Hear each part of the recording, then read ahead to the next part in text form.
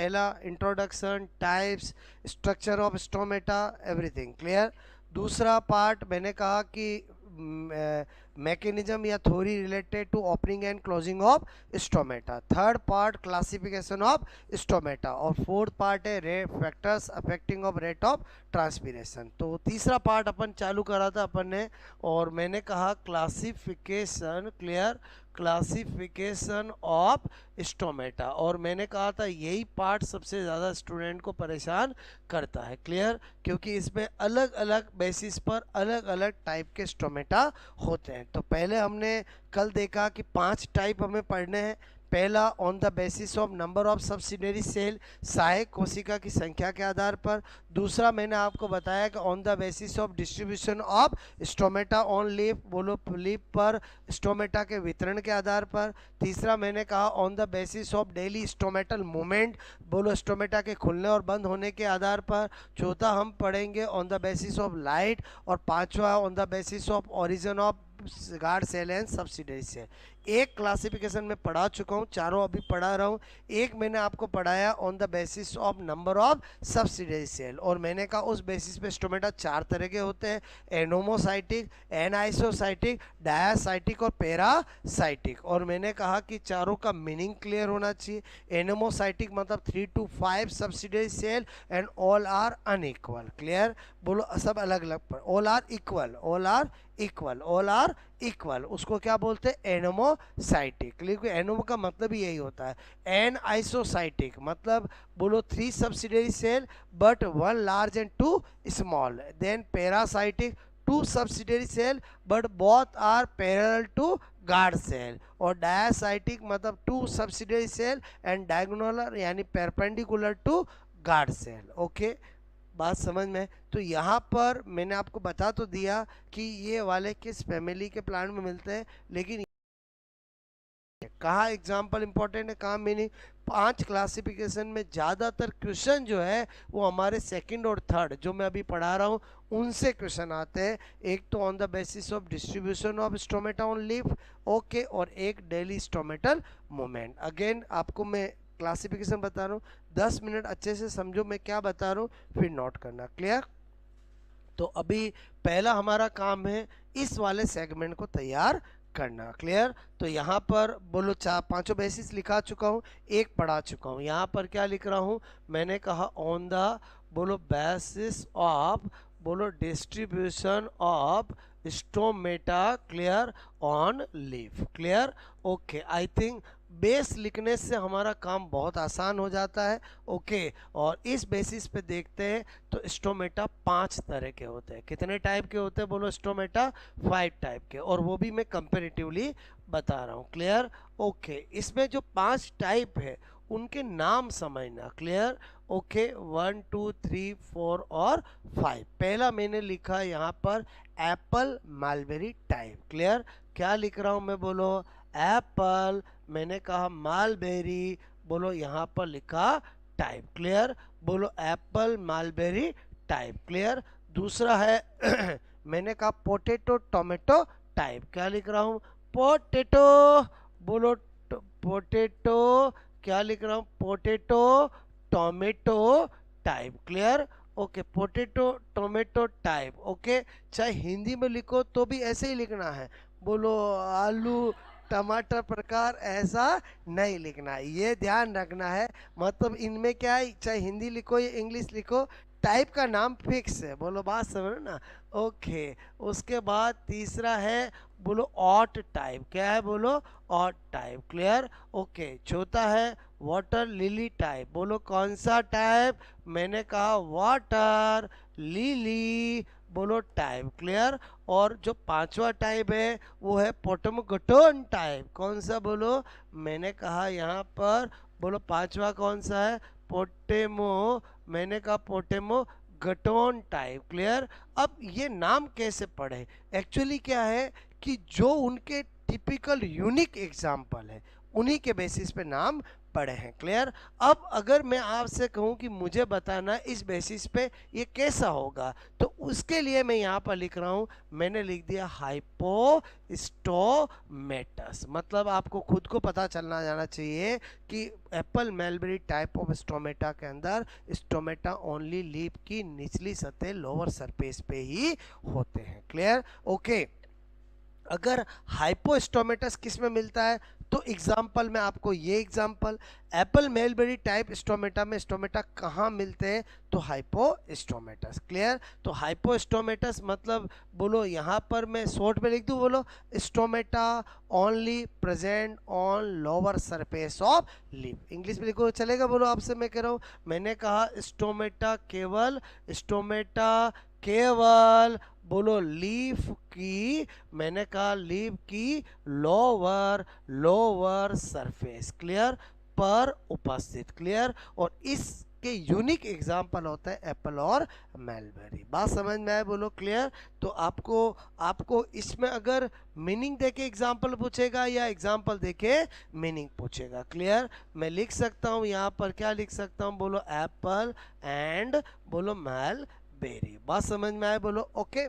अच्छा, potato tomato type. Clear. ये क्या होता है, बोलो एम्फीस्टोमेटस। क्लियर।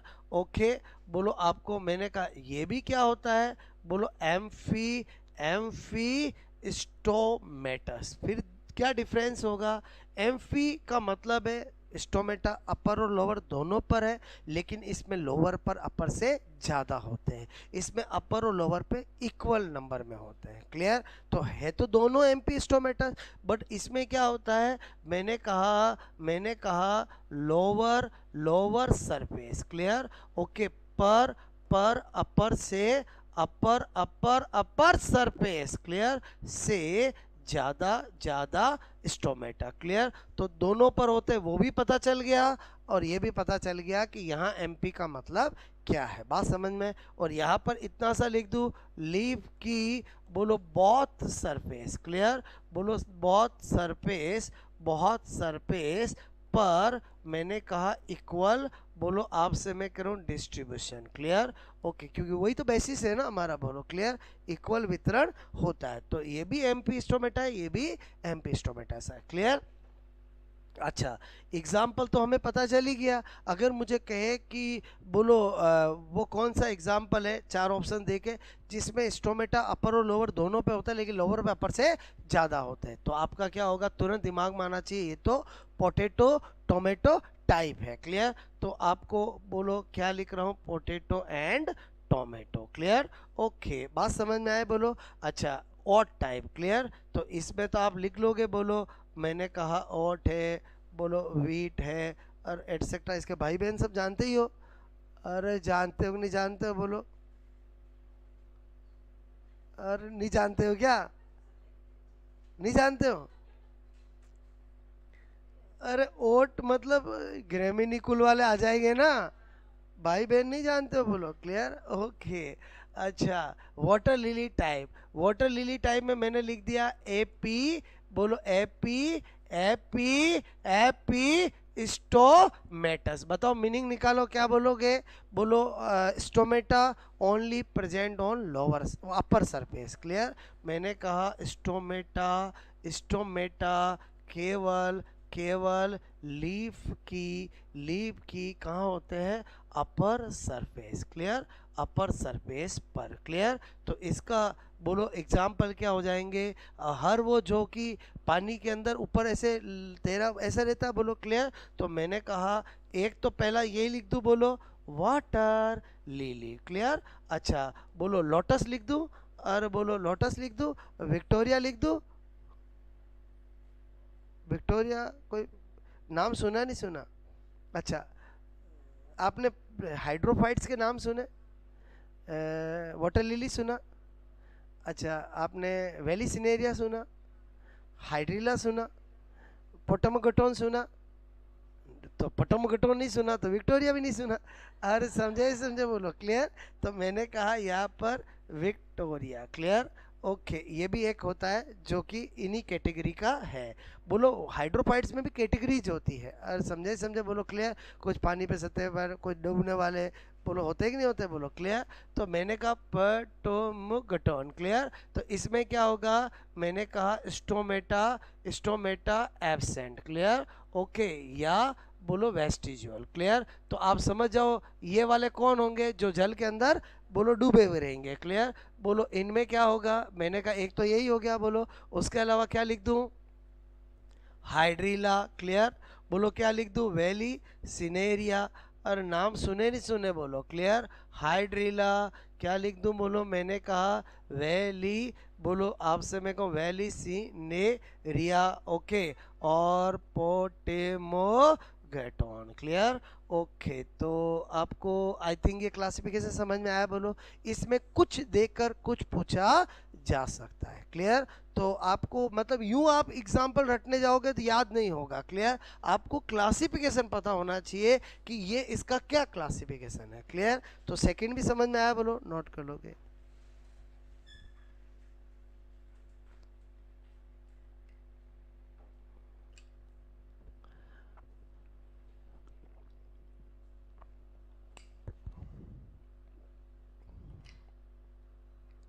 भाई बहन किसको कहते हैं, एक ही फैमिली के जो मेंबर होते हैं उन्हीं को कहते हैं। अरे बोलो आप क्या समझते हो, हमारे बोलो हमारी फैमिली होती, प्लांट की भी होती है, ओके, और उनकी तो डेंजरस होती है, क्लियर। ओके,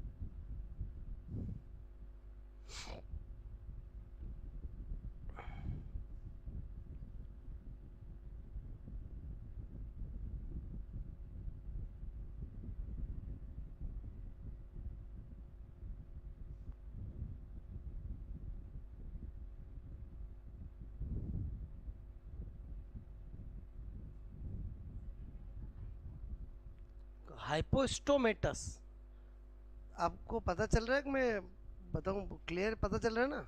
हाइपोस्टोमेटस, बोलो एम्पी स्टोमेटस, बोलो एपी स्टोमेटस, पीछे का वर्ड तो सब में सेम है, बोलो क्लियर। ओके,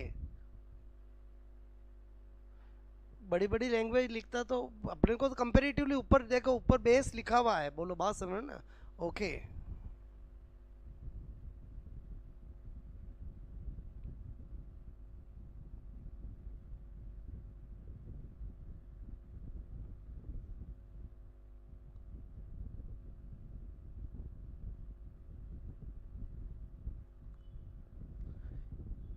ये तो जनरली बायोलॉजी में पढ़ाते ही नहीं है, खाली नोट्स पकड़ा देते हैं।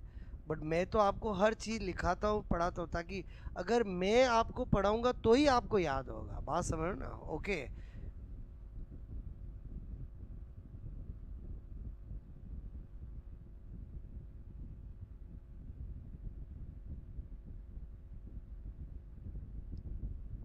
बायोलॉजी में नोट्स की बहुत बड़ी इंपॉर्टेंस है, कि जो आपका रजिस्टर में आप जिस ढंग से लिखोगे और जिसको रिवाइज करोगे, वही आपके दिमाग में पिक्चर रहेगी, ठीक है।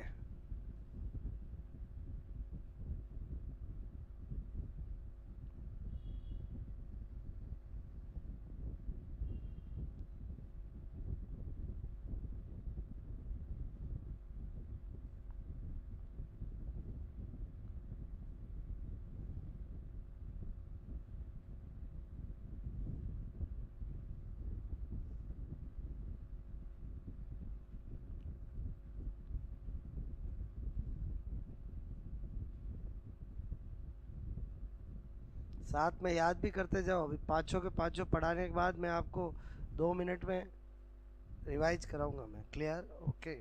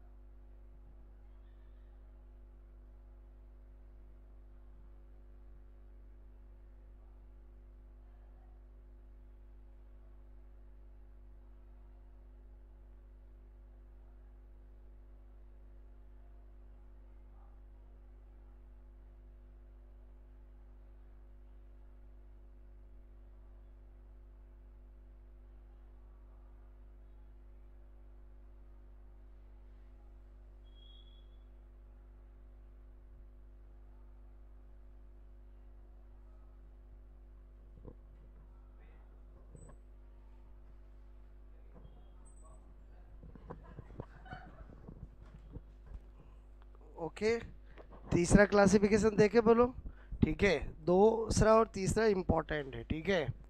मैंने लिखा on the basis of daily stomatal, ठीक है, मेटल मूवमेंट, क्लियर, ओके। दैनिक रंध्रीय गति के आधार पर, क्या लिखा मैंने बोलो आपको, दैनिक, क्लियर, रंध्रीय गति के आधार पर, क्लियर। इस बेसिस पे स्टोमेटा फिर चार तरह के होते हैं, किसी भी एक क्लासिफिकेशन का दूसरे से कोई लेना देना नहीं है। बेस अलग, टाइप अलग, क्लियर। स्टोमेटा कितने टाइप के होते हैं, चार टाइप के, क्लियर। पहला है अल्फा अल्फा टाइप, बोलो कौन सा टाइप, बोलते ही नहीं हो, alpha alpha type, clear, okay. ध्यान दो पहले, बाद में नोट करना। दूसरा है पोटैटो टाइप, क्लियर, ओके, खाली पोटैटो टाइप, क्लियर। तीसरा है बोलो बार्ली, ठीक है, टाइप, ओके, बोलो बार्ली टाइप, ओके। और बोलो चौथा है equisetum type, clear, equisetum type, okay. बात समझ में आई बोलो आपको, ये चार टाइप इस बेसिस पर है, क्लियर। तो अब इसमें क्या होता है, ये मैंने कहा open in day, clear, and close, clear, in night, ठीक है। तो इसका मतलब ये तो मोस्ट कॉमन टाइप हो गया, ये क्या हो गया, मोस्ट कॉमन टाइप, ज़्यादातर और दिन में खुलते हैं रात में बंद होते हैं, क्लियर। तो मैंने कहा ये तो समझ के दिन में खुलना रात में बंद होना, और यहाँ पर मैं लिख दूँ क्या, मोस्ट कॉमन टाइप, क्लियर, बोलो क्या है, मोस्ट कॉमन टाइप, ओके। अब बात करें पोटैटो टाइप, पोटैटो टाइप बोलो मैंने कहा open 24 hours, clear, okay, close मैंने कहा close some time, clear, okay, in day, बोलो मतलब खुला ही रहता है हमेशा, बट दिन में कुछ समय के लिए क्या होता है, बंद होता है, समझ आओगे बोलो, क्लियर, ओके। यूनिक एग्जांपल क्या है, पोटैटो, क्लियर, ओके। मैंने कहा बाली टाइप, इसमें क्या होता है, बोलो क्लोज, बोलो close 24 hours, clear, okay. But open मैंने कहा सम टाइम, क्लियर, इन बोलो डे, क्लियर, बोलो वैसे तो बंद रहता है, लेकिन लेकिन लेकिन दिन में कुछ समय के लिए खुलता है, ठीक है। और ऐसा किस में मिलता है, बोलो बोलो जितने भी इसके भाई बंधु है, और बोलो पहले तो यही लिखूंगा मैं, बोलो क्लियर, ओके, बोलो ये ऐसे ऐसे ऐसे, बोलो बात समझ में आए, बोलो क्लियर। और इक्विसिटम टाइप मैंने कहा ओपन 24 आवर्स, क्लियर, बोलो 24 घंटे खुला रहता है, क्लियर, ओके। और ऐसा किस में मिलता है, इक्विसिटम में, क्लियर। और इक्विसिटम कौन है, टेरिडोफाइट, कौन है बोलो, टेरिडोफाइट है, क्लियर। ये वाला क्लासिक समझ में, मतलब पांच क्लासिफिकेशन में वैसे ऑफिशियली दो ही इंपॉर्टेंट है, सेकंड और थर्ड, जो आप बचपन से पढ़ते आ रहे हो, क्लियर, नोट करोगे।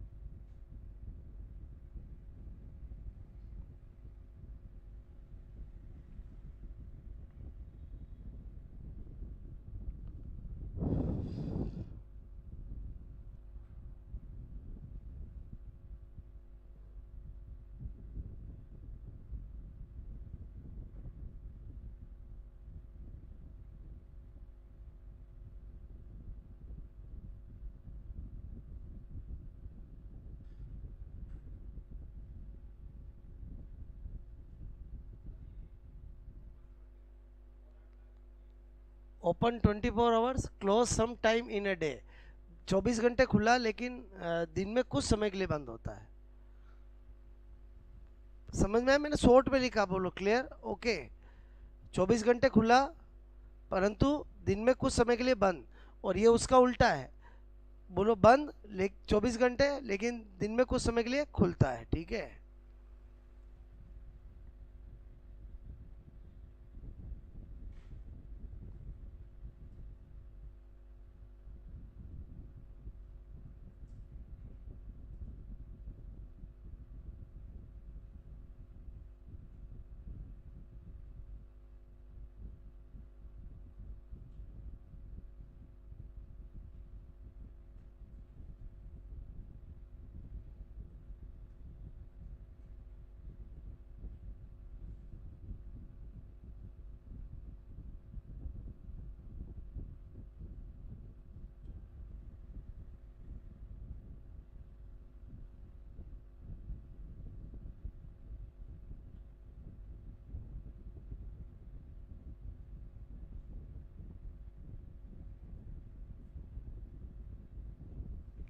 ओके।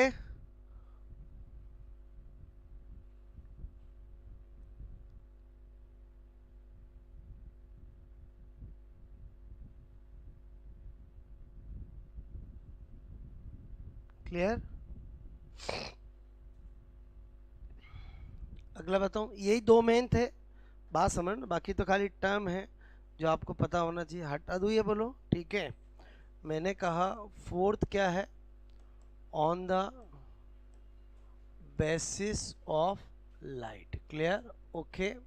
और इस बेसिस पे स्टोमेटा तीन तरह के होते हैं। क्लियर? और एक होता है फोटो एक्टिव, एक बार ध्यान देना। दूसरा होता है स्कोटो एक्टिव। क्लियर? ओके। और तीसरा होता है hydro active. Clear? Hydro active. Clear? Okay. मैंने कहा एक फोटो एक्टिव, स्कोटो एक्टिव और hydro active. Clear? Photo active में क्या बोलूँगा, मैंने कहा ओपन, बोलो presence of light. Clear? Okay, मतलब प्रकाश की उपस्थिति में बोलो खुलते हैं। ठीक है, तो आप क्या कहोगे, बोलो एग्जाम्पल, मैक्सिमम इन प्लांट, ज़्यादातर पादपों में ऐसा ही होता है। क्लियर? बोलो स्कोटो एक्टिव में क्या बोल रहा हूँ मैं, बोलो ओपन, बोलो absence of light. Clear? Okay, मतलब मैंने कहा रात में बोलो खुलते हैं। ठीक है, खुलते हैं। तो ऐसा तो यूनिक एग्जाम्पल ओपेंसिया है। ओपेंसिया मतलब क्या है, नागफनी। नाम सुना नहीं सुना, बोलो क्लियर? ओके, तो उसमें क्या होता है, स्कोटो एक्टिव। क्लियर? और हाइड्रो एक्टिव मैंने कहा open, okay, presence of humidity. Clear? और को ह्यूमिडिटी मतलब आर्द्रता। क्लियर? आर्द्रता की उपस्थिति में खुलते हैं। क्लियर? तो ऐसे तो यूनिक करेक्टर ये किसका है, एपीफाइट का। बोलो किसका है, एपीफाइट्स। एपीफाइट समझते हो, बोलो अधिपादप, और बोलो अधिपादप। क्लियर? Okay, epiphytes. ओके, ये वाला क्लासिफिकेशन समझ में आया, ये तो टर्मिनोलॉजी है। क्लियर? ओके, नोट करोगे।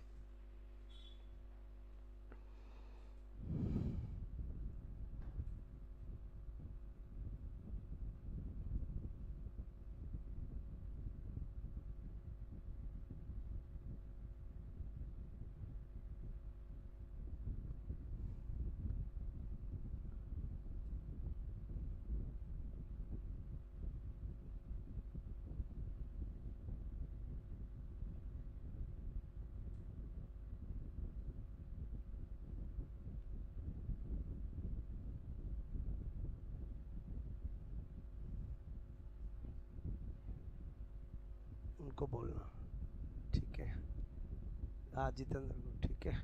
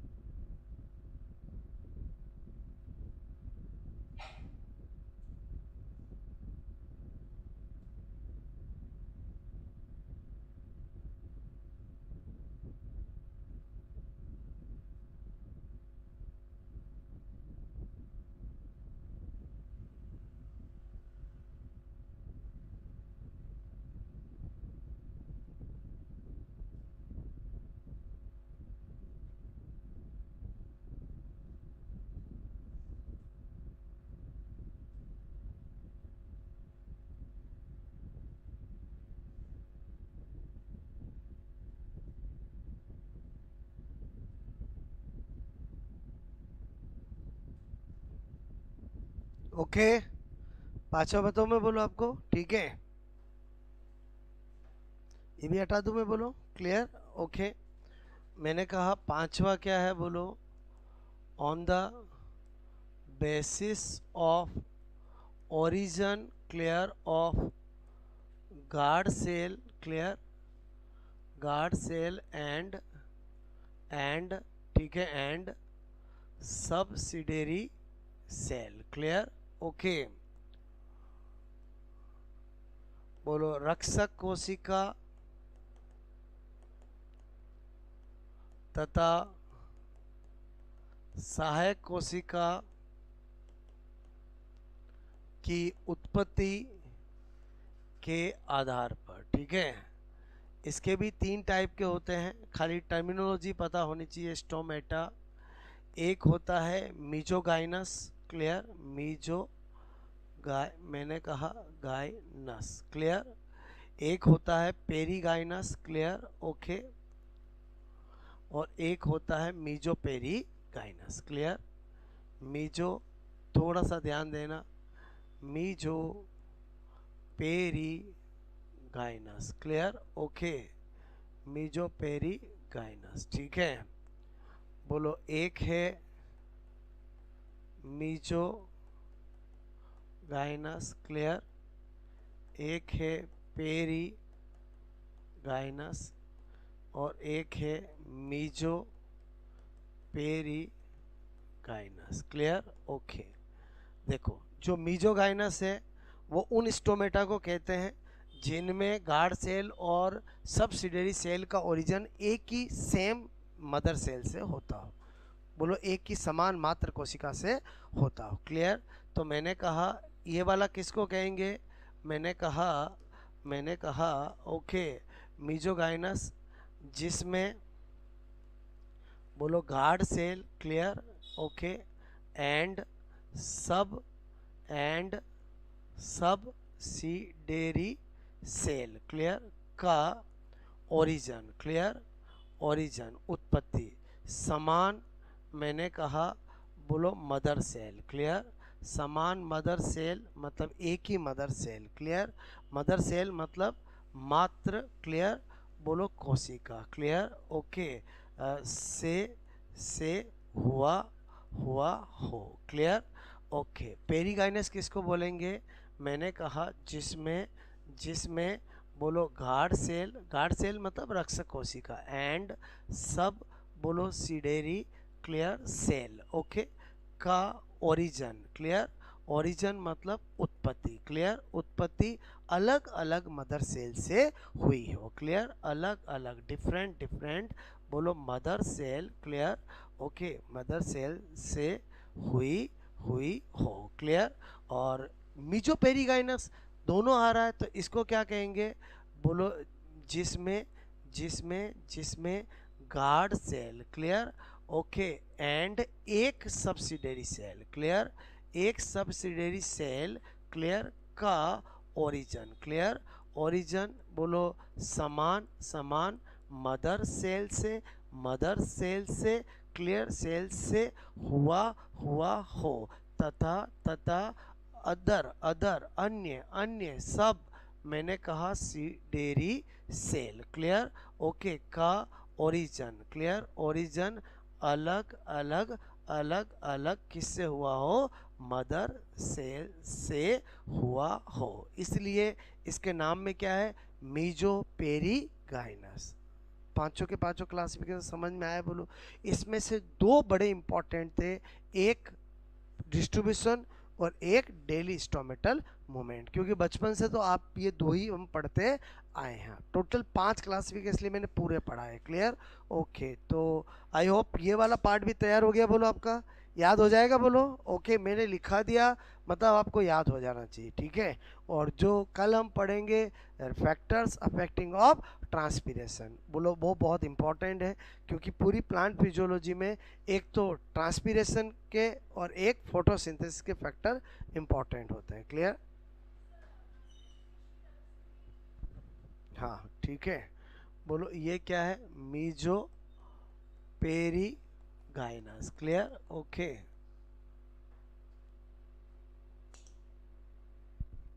आया समझ, बोलो।